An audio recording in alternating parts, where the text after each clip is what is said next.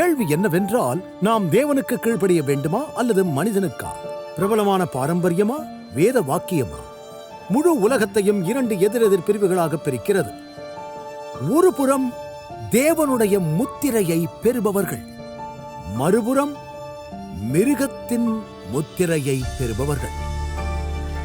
அது சிறியோர், பெரியோர், ஐஸ்வர்யவான்கள், தரித்திரர், சுயாதீனர், அடிமைகள், இவர்கள் யாவரும் தங்கள் தங்கள் வலது கைகளிலாவது நெற்றிகளிலாவது ஒரு முத்திரையை பெரும்படிக்கும் அந்த மிருகத்தின் முத்திரையாவது அதன் நாமத்தையாவது அதன் நாமத்தின் இலக்கத்தையாவது தரித்துக் கொள்ளுகிறவன் தவிர வேறொருவனும் கொள்ளவும் விற்கவும் கூடாதபடிக்கும் செய்தது.